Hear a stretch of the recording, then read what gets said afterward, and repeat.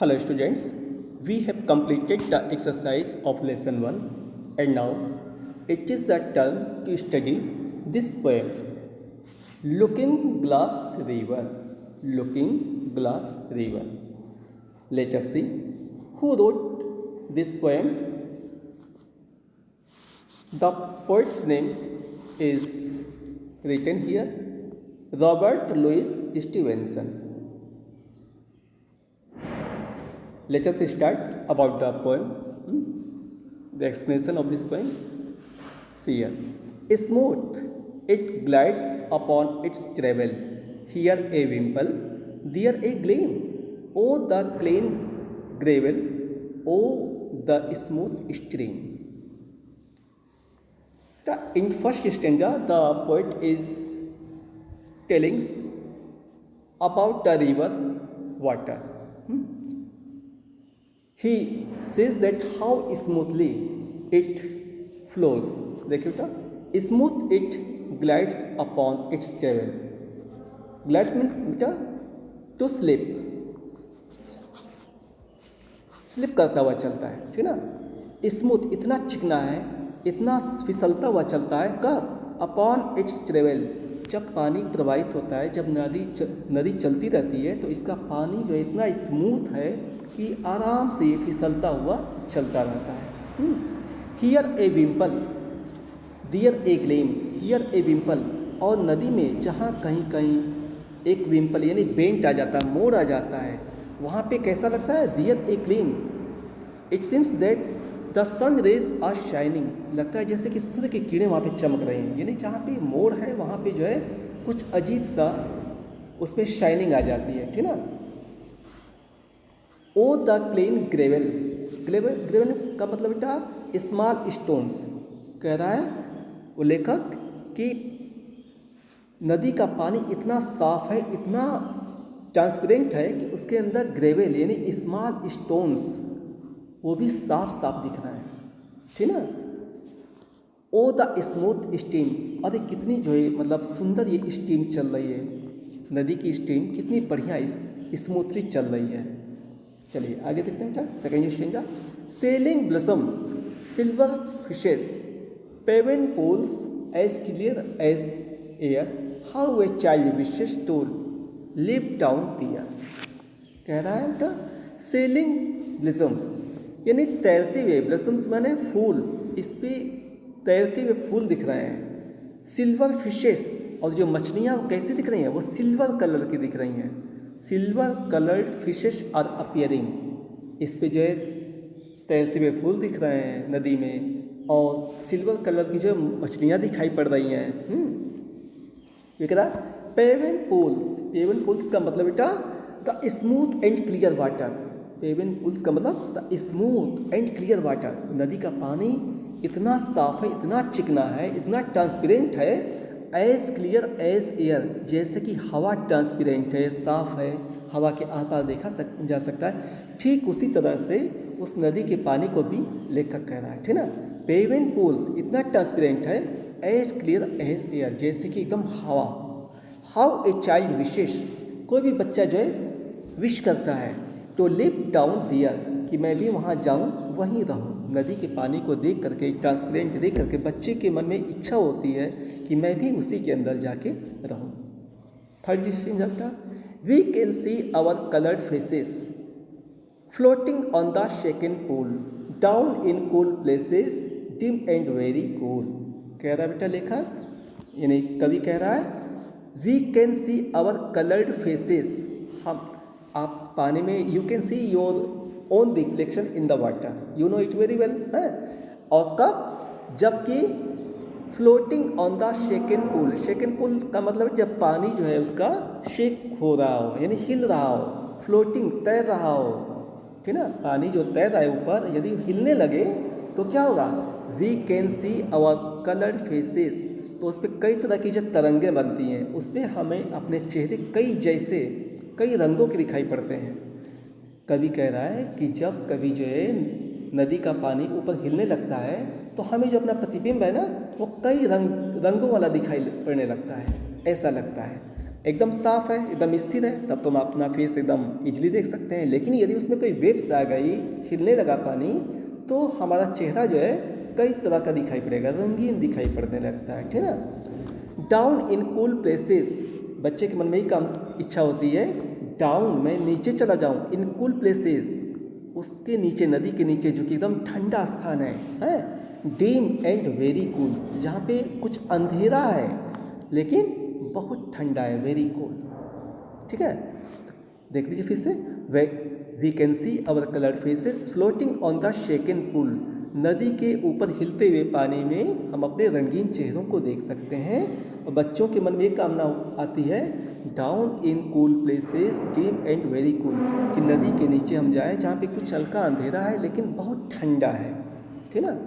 Next बेटा अगला, till a wind or water wrinkle, till a wind or water winkle, dipping martin plumping trout spreads in a twinkle and blots all out. कह रहा है till a wind or water wrinkle, जब तक कोई हवा न बहे, है, और वाटर रिंकल, तब तक से पानी जो है वो हिलता नहीं है। यानी यदि हवा बहने लगे या कोई आप मान लीजिए कुछ उसमें फेंक दें, कुछ भी उसमें कर दें, तो क्या होगा, वो पानी जो है हिलने लगेगा, ठीक ना।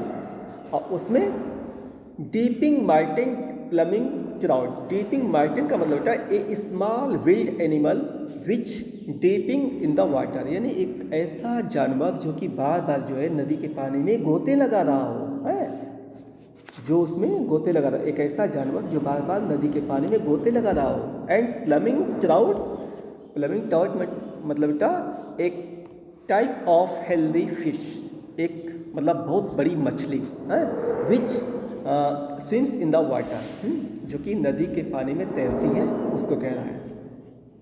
चलिए आगे देखते। इस नदी के पानी में जो है ऐसे जंतु हैं जो कि उसमें डुबकी लगाते हुए देखे जा सकते हैं और बहुत भारी मछलियों को भी तैरते हुए देखा जा सकता है। Spits in a twinkle and blots all out, इनकी झिलमिलाहट दिखती है, फैलती है, यानी जब जब जो ये ऊपर आते हैं इनकी झिलमिलाहट दिखती है, एंड ब्लॉट्स ऑल आउट, और फिर तुरंत ये गायब हो जाते हैं, तुरंत जो है ये गायब हो जाते हैं। ब्लॉट्स ऑल आउट यानी कभी कह रहा है till a wind or water विंकल, जब तक से हवा न बहे या कुछ इसमें फेंका न जाए तब तक से हवा का पानी स्थिर रहता है, और जैसे कुछ हवा बहती या कुछ फेंका जाता है वो रिंकल यानी हिलने डुलने लगता है। डीपिंग मार्टिन प्लमिंग ट्राउट, और इस नदी के पानी में जो है डुबकी लगाते हुए जानवरों को देखा जा सकता है, तैरती मछलियों को देखा जा सकता है। Spits in a ring twinkle and blots all out, कभी ये दिखते हैं फिर अचानक गायब हो जाया करते हैं, यानी वो जानवर और मछलियाँ अचानक से दिखते हैं फिर अचानक से गायब हो जाते हैं, ठीक है ना। आगे, सी the rings pursue each other, C the rings pursue each other, यानी जब आप उसमें कोई स्टोन फेंकें तो क्या होगा, उसमें जो है ऊपरी सरफेस पे जो है रिंग्स कर्ल बनेंगे, अच्छा, और वो फैलते जाएंगे।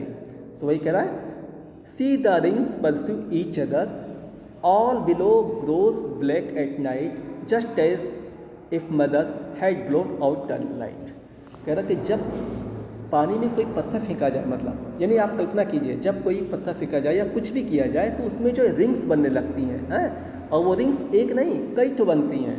तो वही कह रहा सी the rings pursue each other, उन गोलों को जो एक दूसरे का पीछा करते हुए आगे बढ़ते जाते हैं उनको ध्यान दीजिए तो कैसा लगेगा, all blow grows black at night, जैसे लगता है कि रात होने को जाती है ना, वो धीरे धीरे विलुप्त होते जाते हैं।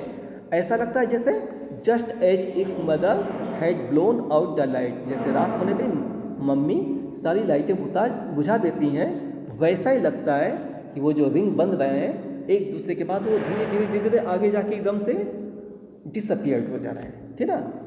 जैसे रात हो जाती है, लाइट बुझा दी जाती है, वैसा लगता है कि वो सारे समय बाद में डिसअपियर, विलुप्त हो गए। चलिए लास्ट देखिए बेटा, पेशेंस चिल्ड्रन, कभी कह रहा है बच्चों को बेटा हैव ए पेशेंस, आप धैर्य रखें, ठीक ना, have a patience,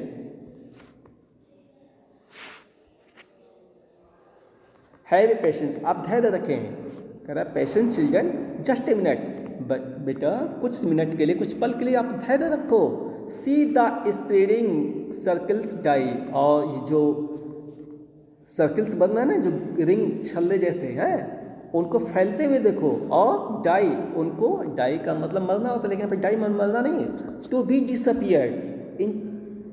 in circles को आप बढ़ते हुए देखो और इन्हें फिर बुझते हुए, इन्हें गायब होते हुए देखो। थोड़ा सा आप शब्द करो, ध्यान से देखो, ये जो रिंग्स बन रहा है वो कैसे बन रहा है, कैसे फैल रहा है, और कैसे how they are disappearing, notice them, उनको ध्यान से देखो। ये कह रहा है कभी the steam and all in it, जो स्टीम है, पानी की जो धारा है जो जल है, एंड ऑल इन इट, और इसके नीचे जो कुछ भी है पानी के नीचे, will clear by and by, वो सब कुछ आपको धीरे धीरे एकदम साफ दिखता जाएगा। यानी आप इंतजार करो, please wait for just minute until now the circles are not disappeared, जो छल्ले ऊपर बने हैं वो गायब नहीं हो जाते, तब तक वेट कीजिए। जब वो गायब हो जाते हैं, नदी का पानी स्थिर हो जाता है, you can see all the things clear.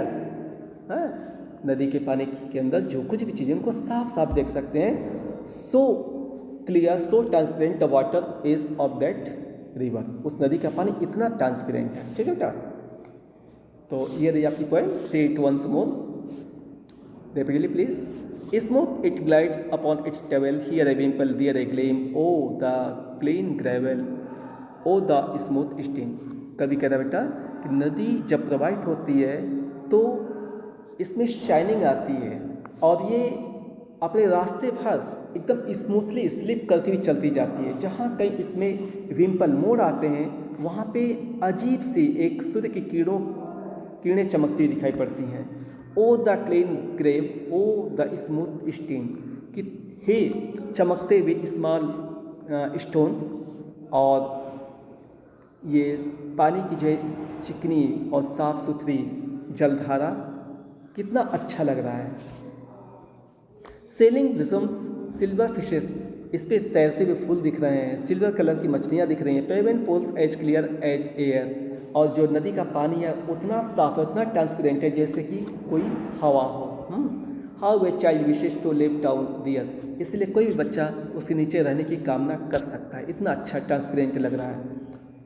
Next, we can see our coloured faces floating on the shaken pool, जब नदी का पानी हिलने लगता है तो उसके ऊपर जो वेव्स हैं, तरंगे, उसके ऊपर हम अपने कलर्ड फेसेस को देख सकते हैं। Down in cool places dim and very cold,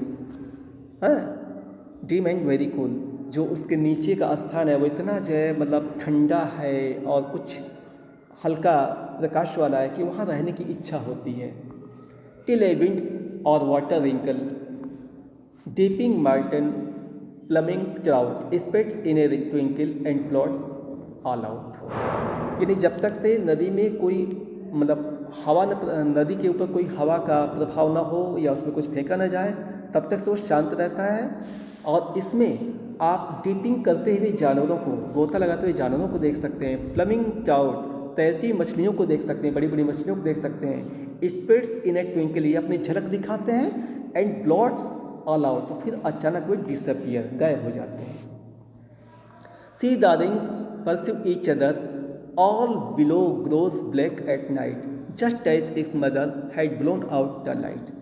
जब नदी में कोई तरंग उठती है, कोई पत्थर फेंकने पे तो सर्किल बनते हैं, वो लगता है जैसे एक दूसरे का पीछा करते हुए आगे बढ़ रहे हों, हैं, और वो सब के सब आगे जाने के बाद धीरे धीरे गायब हो जाते हैं, जैसे कि रात होने को आती है। ठीक वैसे जैसे कि रात होने पे मम्मी लाइट सारी बुझा देती हैं, वैसे ही वो सारे के सारे बाद में जा कर के सारे सर्किल गायब हो जाते हैं। ठीक है ना।